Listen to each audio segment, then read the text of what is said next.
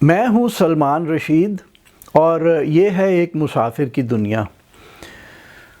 8 اکتوبر 2005 کو صبح 9 بجنے میں 2 منٹ پر ایک بھوچال آیا تھا اور یہاں لاہور میں یعنی 30 سیکنڈ پورے دھرتی ہلتی رہی، کانپتی رہی، اور ہم اس گھر میں تھے۔ باہر کا جو گیٹ تھا وہ ایسے بج رہا تھا کہ جیسے کوئی پکڑ کے اس کو زور زور سے ہلا رہا ہو۔ تو ایک پوری پیڑھی اب آ گئی ہے نئی، جن کو اس کا تجربہ نہیں ہوا، جنہوں نے وہ بھوچال نہیں دیکھا تھا، اور 19 سال ہو گئے ہیں اسے ہوئے تقریباً۔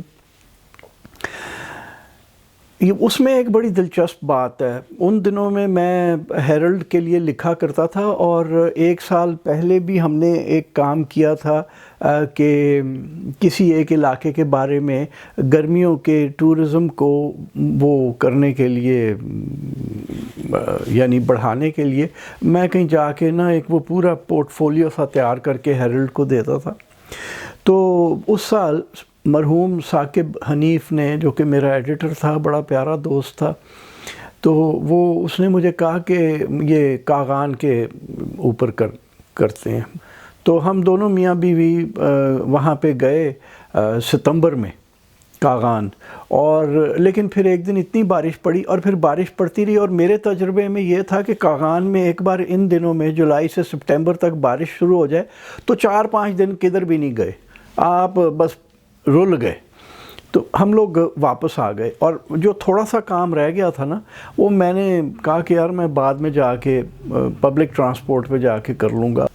4 اکتوبر کو میں دوبارہ کاغان پہنچا، اور وہاں سے میں نے اپنے دوست بشیر کو لیا۔ ہماری بہت پرانی دوستی، 1990 میں ہم نے سفر اکٹھے کیا تھا، اور میں نے بشیر کو لیا، اور جو تھوڑا سا کام تھا، میرا خیال ہے وہ اپنی سیف الملوک جھیل پہ جانا تھا، اور پھر اس کے بعد بابو سر پاس کی تصویر کھینچنی تھی۔ تو ہم جیپ ایک ہم نے کرائے پہ لی، اور بشیر اور میں بابو سر پہنچے، اور تاریخ تھی 6 اکتوبر، یعنی بھوچال سے 2 دن پہلے دھرتی نیچے تیاری کر رہی تھی اپنی وہ جو الاسٹک انرجی ہے اس کو ریلیز کرنے کے لیے۔ اور یہ جو آپ تصویر دیکھ رہے ہیں یہ بابو سر پاس کے اوپر ہے۔ یہ جو کیرن بنا ہوا ہے، یہ جو بتی بنی ہوئی ہے، یہ پتہ نہیں کب سے ہے۔ اس میں ایک پتھر کہیں میرا بھی رکھا ہوا ہے 1990 کا۔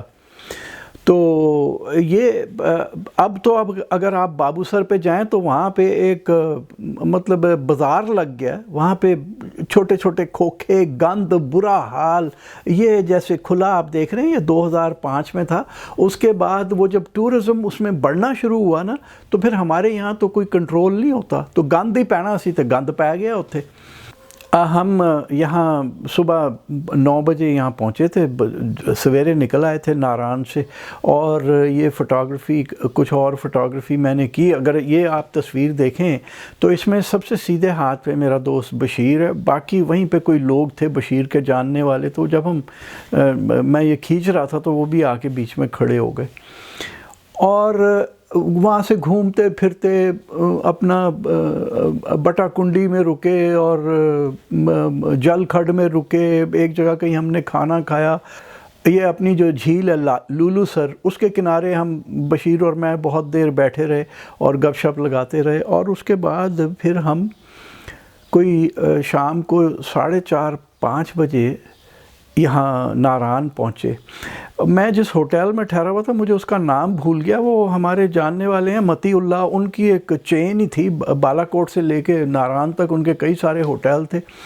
اور اس زمانے میں جب موسم ختم ہوتا تھا، اس زمانے میں کیا، اب بھی پی ٹی ڈی سی اپنا بوریا بستر لپیٹ کے آ جاتی تھی، تو یہ ہوٹل ہی رہ جاتے تھے۔ اور یہ ہمارے دوست کا جو ہوٹل تھا یہ کھلا ہوا تھا اکتوبر کے مہینے میں، تو میں یہاں ٹھہرا تھا۔ تو وہ جب میں واپس آیا ہوں تو متی اللہ ان کا نام ہے، وہ ملاقات ہو گئی، تو کہنے لگے کہ کی پروگرام ہے؟ میں کیا، بس میں ہنے واپس جا رہے ہیں، بالا کوٹ جاواں گا اور میں واپس جانا ہے لاہور۔ کہ نہیں نہیں ٹھہرو ਤੁਸੀਂ ਕੀ ਕਰਦੇ ਹੋ, ਕੱਲ ਜਾਵਾਂਗੇ ਸ਼ام ਨੂੰ, پرسوں ਤੁਹਾਨੂੰ پہنچا دیں گے, یعنی 8 تاریخ کو. تو میں کہا کہ نہیں میں آج ہی جانا ہے. خیر وہ متی اللہ بڑا بہترین آدمی ہے, تو وہ کہنے لگا اچھا چلو میں تمہیں ایبٹ آباد تک تمہارے ساتھ چلتا ہوں. اور پھر ہم متی اللہ کی کار میں ایبٹ آباد رات کو کہیں پہنچے, تو وہاں سے میں دوسری کوچ پہ بیٹھا اور میں صبح لاہور آ گیا. بھوچال سے 24 گھنٹے پہلے میں اپنے گھر پہنچا, اور اس کے بعد دھرتی کانپ گئی 8 تاریخ کو. تو جب یہ سب کچھ ہو گیا تو میرا دوست ہے ٹونی گلیور, انگلینڈ میں آکسفورڈ میں رہتا ہے, اور ہم نے بہت سارا کام اکٹھے کیا ہوا ہے. Insight guide to Pakistan جو تھی, کبھی جب کہ ٹورزم ہوا کرتی تھی اور پاکستان کے بارے میں بھی ان سائٹ گائیڈز چھپا کرتی تھیں, تو اس میں نے ٹونی کے ساتھ بہت سارا کام کیا ہوا ہے. ہماری پرانی دوستی ہے تب سے, سن 2000 سے ہم پہلی بار تب ملے تھے. تو ٹونی کا مجھے فون آیا کہ I am coming out to help in the earthquake. تو اور کچھ دوسرے تیسرے دن ٹونی پہنچ گیا ہمارے گھر, یہاں ٹھہرے, اور پھر ہم اکٹھے دونوں ادھر گئے کاغان کے. اگر کہیں بوریاں شوریاں ڈھونے ہیں ہمارے پاس, ٹونی کے پاس شاید کچھ پیسہ بھی لایا تھا, مجھے نہیں یاد, لیکن میں نے کہا یار چلو جا کے جتنی مدد کر سکتے ہیں وہ ہم کریں. تو میں دوبارہ ٹونی کے ساتھ وہاں گیا, اور وہاں جا کے پھر ہم سپلٹ ہو گئے. ٹونی کہیں مانسیرا کے آگے جا کے کام کرتا رہا, اور میں پہلے کاغان میں تھا, پھر وہاں سے میں الائی بھی گیا.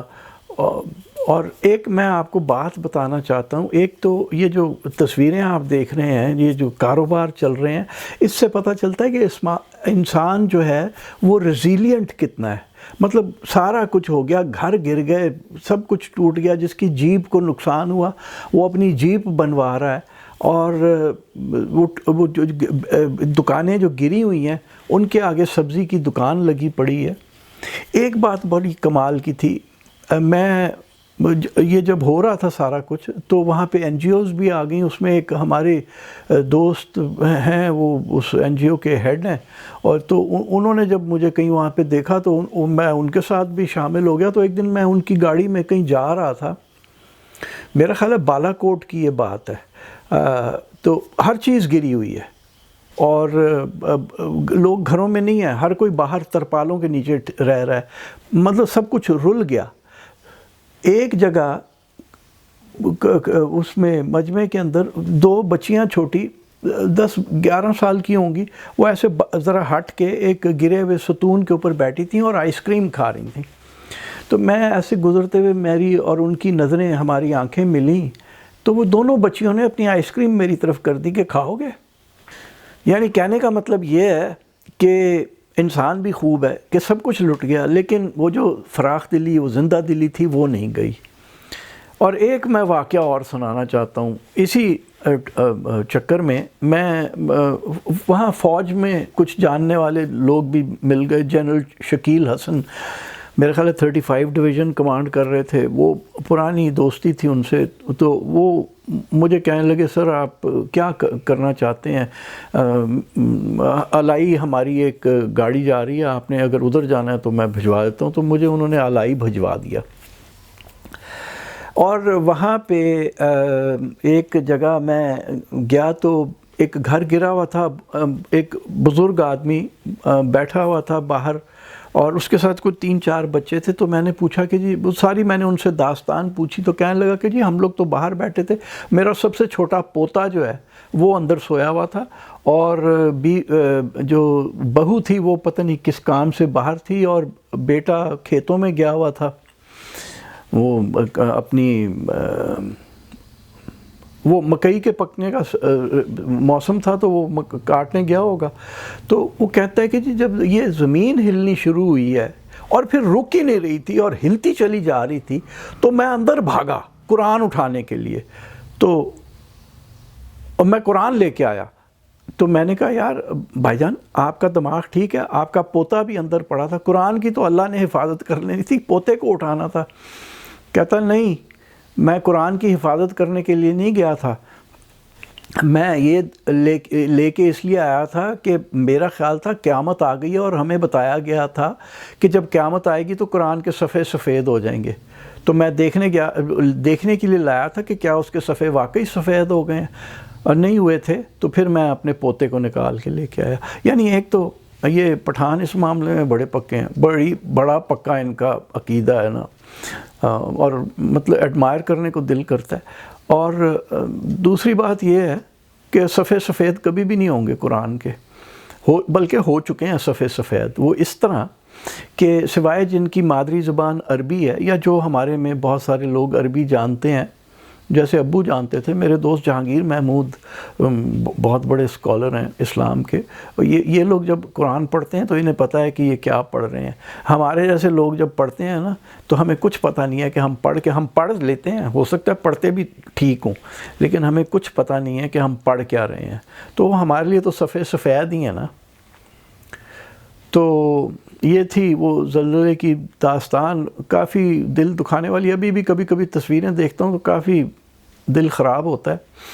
تو اور باقی چیزیں میرا خیال ہے جو ذہن میں تھیں، جو کہ وہاں پہ غمناکی کے داستانیں اور غمناکی کے منظر دیکھے تھے، وہ میرا خیال ہے میں نے جان بوجھ کے اپنے آپ کو بھلا دیے ہیں۔